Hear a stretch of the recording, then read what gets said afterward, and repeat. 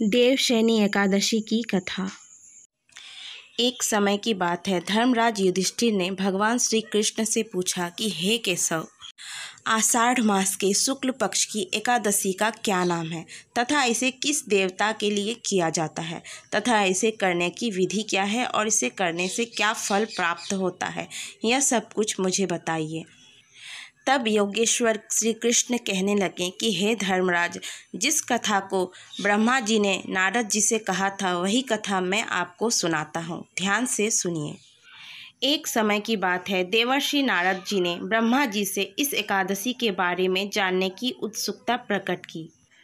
तब ब्रह्मा जी ने उन्हें बताया कि सतयुग में एक मांधाता नामक चक्रवर्ती सम्राट राज्य करते थे। राजा के राज्य में उनकी प्रजा बहुत सुखी थी, परंतु भविष्य में कब क्या हो जाए ये कोई नहीं बता सकता। अतः राजा भी इस बात से अनजान थे और देखते ही देखते उनके राज्य में अकाल पड़ने लगा। उनके राज्य में लगातार 3 वर्षों तक बारिश न होने की वजह से भयंकर अकाल पड़ गया। इस अकाल से चारों ओर त्राही त्राही मच गई। धर्म पक्ष के यज्ञ, हवन, पिंडदान, कथा, व्रत इत्यादि में कमी हो गई। और हो भी क्यों ना, जब मुसीबत पड़ी हो तो धार्मिक कार्यों में प्राणी की रुचि कहाँ रह जाती है। प्रजा ने राजा के पास जाकर अपनी वेदना की दुहाई दी। राजा तो बेचारे इस स्थिति को देखते हुए पहले से ही बहुत दुखी थे। वे सोचने लगे, न जाने मैंने ऐसा कौन सा पाप किया है जिसके फलस्वरूप मुझे ये सब देखने को मिल रहा है। फिर इस कष्ट से मुक्ति पाने के साधन करने के उद्देश्य से राजा अपने मंत्रियों को और अपनी सेना को लेकर जंगल की ओर चल पड़े। जंगल में विचरण करते करते राजा ब्रह्मा जी के पुत्र अंगिरा ऋषि के आश्रम में पहुँचे और उनको साष्टांग प्रणाम किया। ऋषिवर ने राजा से उनके राज्य की कुशलता पूछी। तब राजा बहुत ही दुखी मन से कहने लगे कि हे महात्मन, क्या कहूँ, सभी प्रकार के धर्मों का पालन करते हुए भी मैं आज अपने राज्य में बुरे दिन देख रहा हूँ।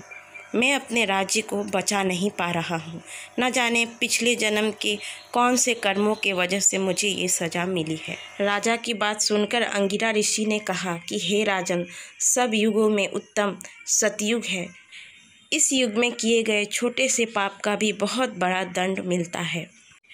इस युग में धर्म अपने चारों चरणों में व्याप्त रहता है।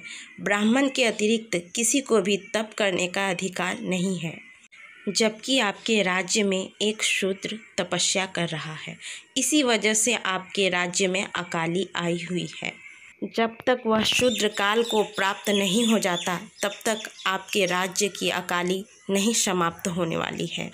अर्थात आपके राज्य की भलाई उसे मारने में ही है। परंतु राजा बहुत ही धर्मात्मा थे। उन्होंने महर्षि से हाथ जोड़कर कहा कि हे ऋषिवर, मैं एक निरपराध की हत्या कर दूं, मेरा मन ये नहीं कहता। कृपा करके मुझे कोई और रास्ता बताइए।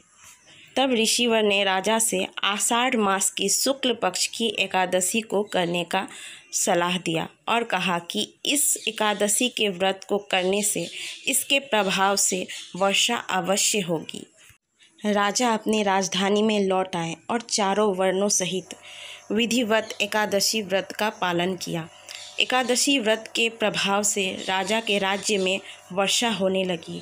पूरा राज्य धन धान्य से संपन्न हो गया।